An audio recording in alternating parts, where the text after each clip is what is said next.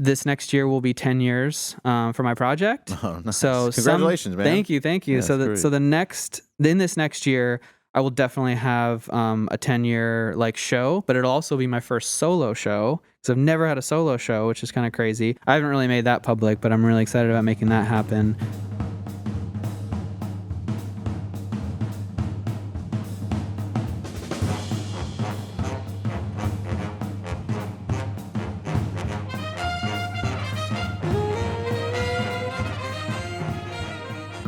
I did a study abroad trip in London studying British mass media, and I photographed a skull in the Museum of History in London.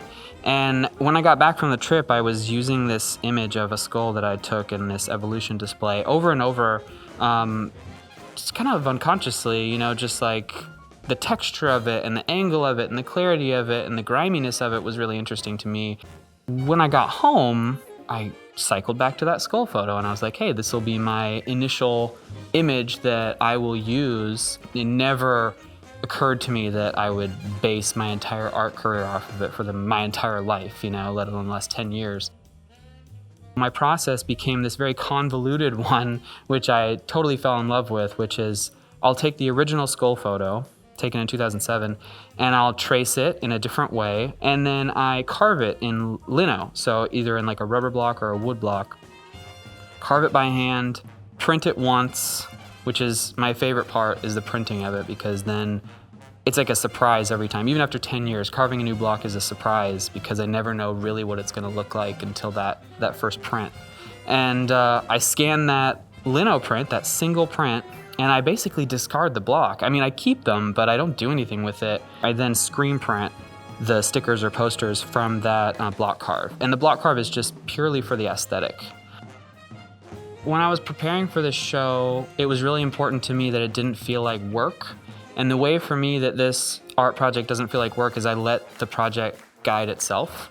I really don't force it in any direction. And so whatever sounded like fun in that year of work, I just went with it though. So, I mean, the show really has no central theme at all, which is very fitting. And the reason for that is that, you know, it's my way of not getting bored.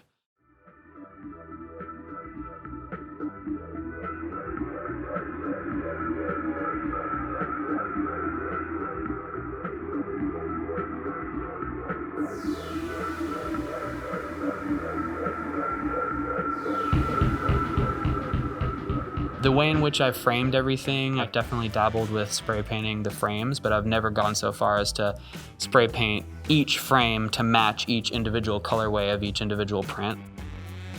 And that's what excites me, is like catching the eye of those few people who are like, oh shit, that's crazy, you know, like that's exciting for me.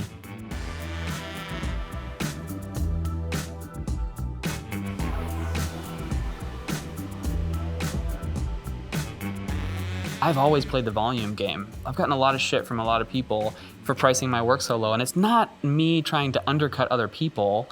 It's just, it's what I've made it by hand. I'm not greedy. I'm not trying to make a shitload of money off of it. Like, I know how much money went into making it, and I would rather have more people have my art and make the same amount of money as selling less for more.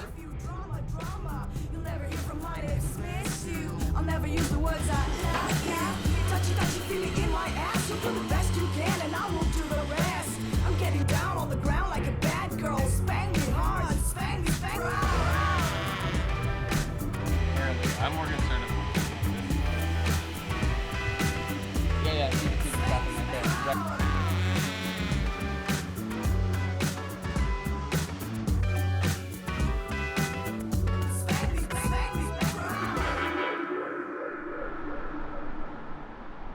So the reason that I wanted to do a one-night show and not a month-long show, a lot of people think I'm crazy for spending a year preparing a show that only lasts 4 hours.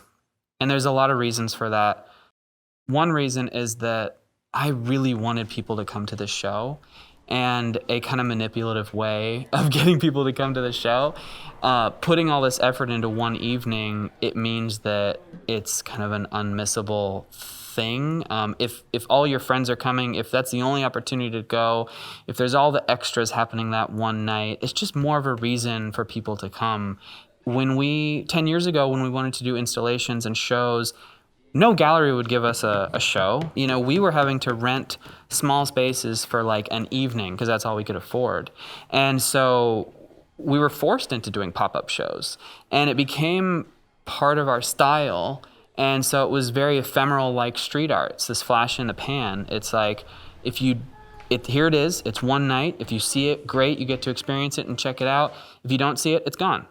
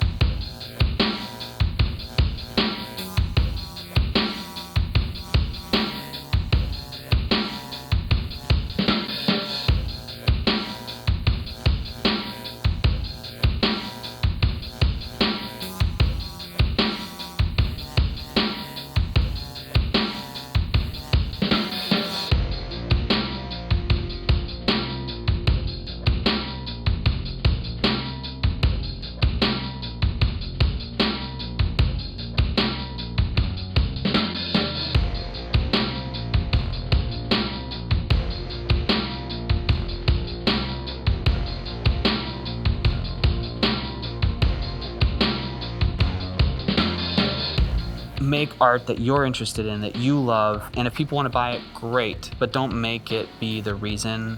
You'll get lost, you'll lose yourself. All of a sudden it'll feel like work. It won't be fun anymore. So I think having the right reasons for doing it and having fun with it. And then for street art in general, I tell people the same thing. I say, it's all about passion and persistence. If you're stoked on what you're doing, it's never gonna feel like work. You're gonna have fun with it. That's a win-win. And you just have to keep going. You have to keep pushing. You have to keep evolving your project, trying new things, just not stopping and pushing. And it's not immediate. It'll take years to get traction and have people, start recognizing you and start opening up opportunities for what you're interested in. Maybe that's art shows, maybe that's murals, maybe that's installations, maybe that's, just going out and getting up with people. But you have to be determined and persistent enough to get that ball rolling, to get those dominoes falling. So, patience.